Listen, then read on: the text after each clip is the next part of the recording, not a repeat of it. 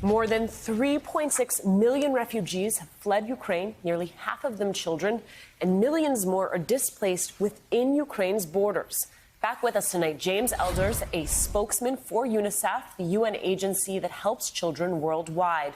James, it is my understanding you were in a makeshift bunker under a hospital in Lviv just yesterday with doctors, with pregnant women. What were you hearing from people there?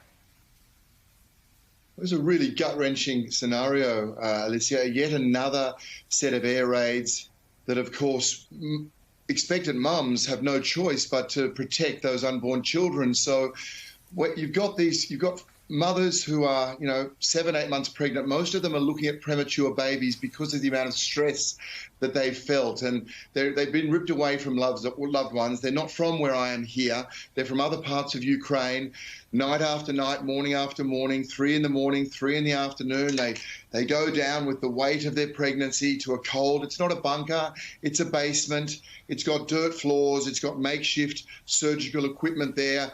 And they sit waiting for the air raid sirens to go. They're scared. This wonderful moment has turned into a horror moment. They don't know where they will be ultimately with their children because they're living in makeshift housing as well.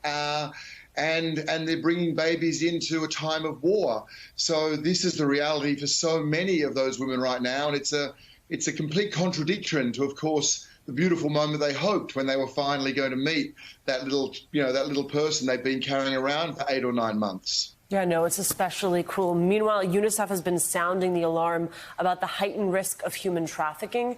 Axios reports more than 500 unaccompanied children were identified leaving Ukraine and entering Romania as of March 17th.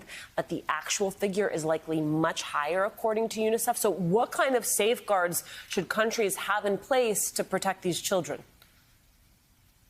Yeah, it's a very good question. You said at the start there, 1.8 million children have become refugees in this country in just a month. Today, unfortunately, is that awful anniversary, if you will, of when the war started. But 1.8 million children, Alicia, is basically 50 children have become refugees every single minute from this country since war began. That incredible outflux means that, yes, children are separated. They're unaccompanied. I've seen fathers have to pass children to border guards because mums and dads have decided the only safe place is for their child to be out of the country. And you understand that when we see the deaths of children. So the presence at borders has to be transformed to a protection presence. Governments need to understand the risks. Organisations like UNICEF share messages widely to families about what to look out for. But in this time of chaos, for example, with so many people offering lifts to absolute strangers, we need to stop that.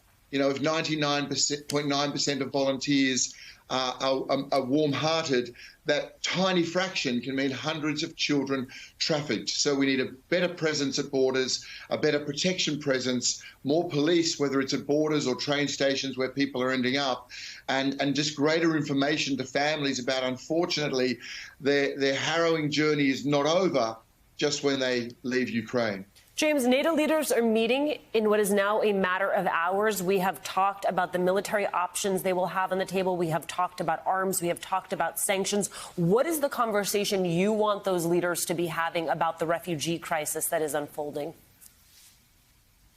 I think the key part is clearly remains two things. The war has to stop.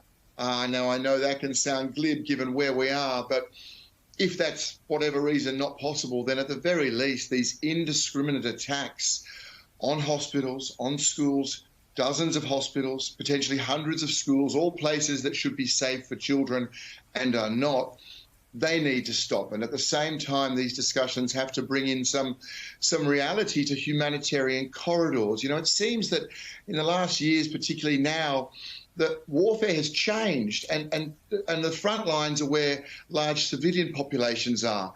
That has to end.